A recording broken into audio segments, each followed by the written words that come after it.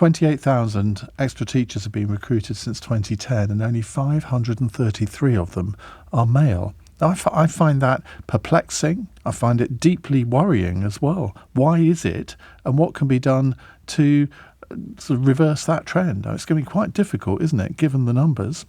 Jack's in Hackney. Hello, Jack. Hey. Hi, what would you like to say?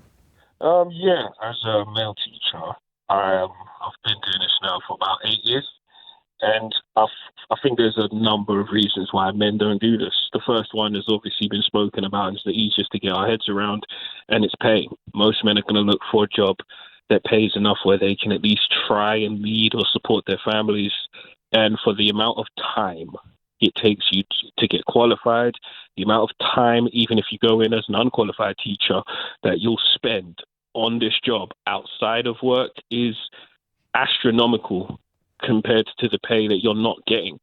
I mean, I teach in secondary, the amount of time I give up on weekends and after school is astonishing, and it can definitely be a massive, massive burden. The next thing is something that was mentioned by one of your previous contributors, and it's the nature of accusations and respect. Yes, I unfortunately can say confidently that I know of men who are my friends, degree qualified, some of them postgraduate degree qualified, masters and PhD, that have joked and said that they would rather not be involved, especially in state schools, because they fear of random accusations or things like that. And sadly, we kind of have we kind of tar teachers with this, guys who want to be teachers, are you a weirdo or this, that, and the other? And it's just well, whether we like it or not, that is something that is coming into the heads of men who are perfectly qualified and wonderfully suited to be in this career path. Because it never used to be the case, did it? I mean, it's literally, no. I would say, only in the last 10, 15 years that people have started to think like that. Yeah, and I'd say it's very unfortunate, but it is true. Many teachers are called certain names, during the day by kids. I think as well, and I think it goes for both genders, but we are talking about men right now, and I am a man. So I'll say that it's pretty hard to convince a group of guys to try and consider a career where you're going to get called, a child offender by a 13-year-old, and there's nothing you can do or say about it. I'm sorry, but that goes into the general respect thing of teaching, in general, no matter what gender you are, but it's not helping at all. No guys that are my friends or the guys that I've spoken to have said that that's something that they can just ignore. The third thing is behaviour. I'm sorry, but we like in this country to just kind of dance around it. We can't dance around this anymore. The behaviour in schools is causing teachers that are in it to leave, and it's causing teachers that would want to join the profession to not want to. I've sat in the rooms of teachers from other countries, and it's embarrassing. It's embarrassing how teachers can say how great a time they had in Dubai, how great a time they had in Malaysia, how great the students were in Thailand, how great the students were in Nigeria. We are just so notoriously known for nasty situations that just completely just limit things. A lot of guys do not want to be in that position where they have to stand there and put up with that. But doesn't that come from the top? Doesn't that come from the directions from the head teacher? And if you've got a weak head teacher, inevitably discipline is going to be lax.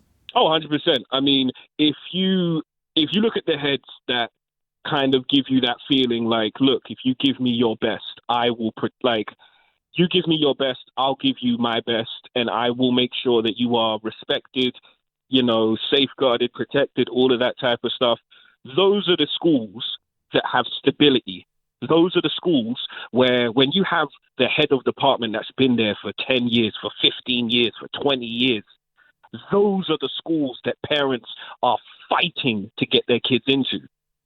When you have schools where the head does not make the staff feel supported, respected, and all those types of things, those are the schools where the teacher changes multiple times in a year. Teachers are going off with stress. People are saying, well, my son doesn't have a maths teacher. Well, unfortunately, a part of that is the behavior that goes in the school that creates an environment where some teachers may not want to stay for too long. Some teachers may come in, experience some things, and say, do you know what? I'm not going to stay here for 20 years when I watch my colleague lose their job for X, Y, Z. Like, okay, let me just go and find something else.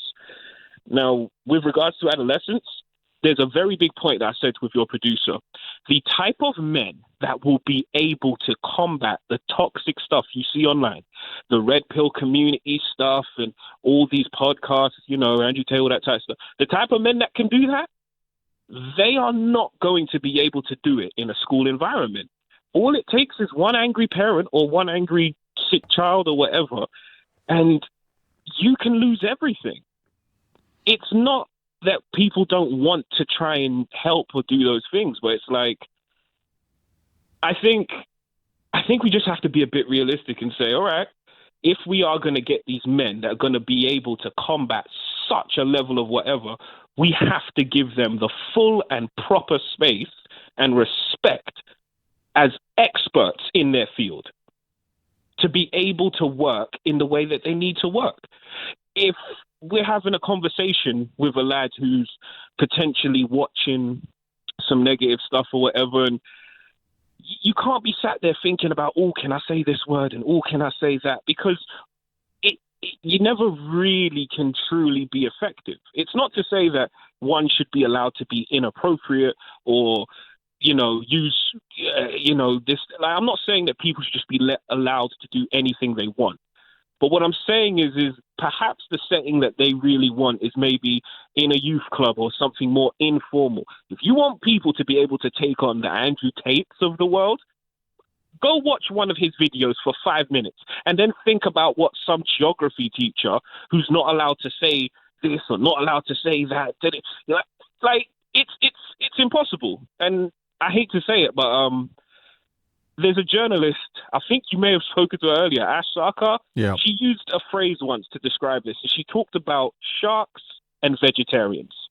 Andrew Tate and the red pill community and all them lot, they're sharks. So I'm going to probably show my ignorance here now, but red pill community, that's an email on me. What does that mean? That's like, okay, Andrew Tate is not the only online influencer who says what they say about women and all of these misogynistic things.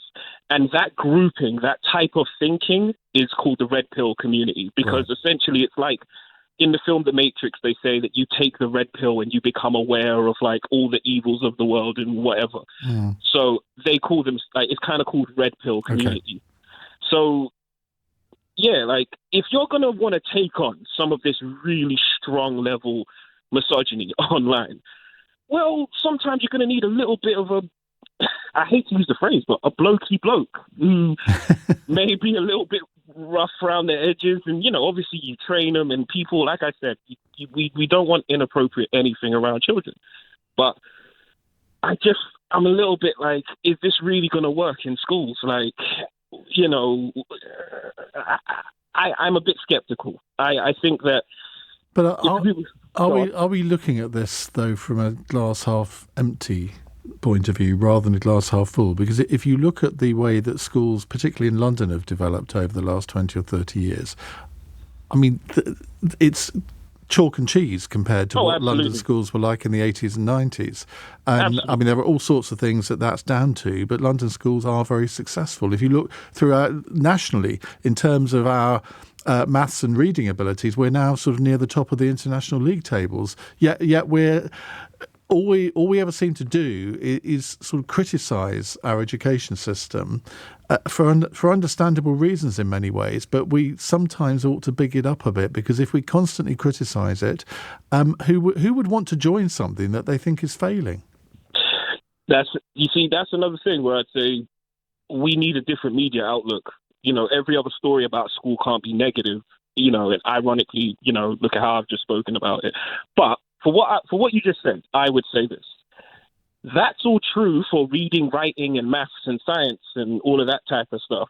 If we're talking about getting the type of men in school that can that can combat a kid watching this type of stuff nearly all day, every day. That's a different task. And it is possible. I think London actually is quite a good example of where we can get it right. But equally, we would need to make sure that, as you said earlier, we need heads across the country. We need all of these organizations and all that around the country. We need them to all be kind of in line, and it needs to be quite clear. And it needs to, they need to consider that a lot of men want to help, but they're not going to risk their job over it. How long have you been a teacher? Did you say 8 years? Yeah. Do you see a proper career path for you? Yes and no. Yes, I do, but it is massively limited in the fact that one problem with teaching is if you want to just stay in the career and make money, that isn't going to happen past a certain point. If you want to stay in the career and make money, you have to go back, requalify, and start going towards being like an assistant head, deputy head, like head of school. And not everyone wants to do that. Some people just want to be expert maths teachers or drama teachers or science teachers, and they just want to teach and do their thing. And unless that and that's particularly where the whole teacher pay thing kind of comes from, unless that's really addressed, I mean, people will always chase the money, especially men who want to try their best a lot of the time to, provide for their families or what have you. But it does need some looking at. Here's a big question for you, Jack. And presumably, if you've been in teaching for 8 years, you're what, about 30? Yeah, about that. Do you think you'll still be in teaching when you're 50?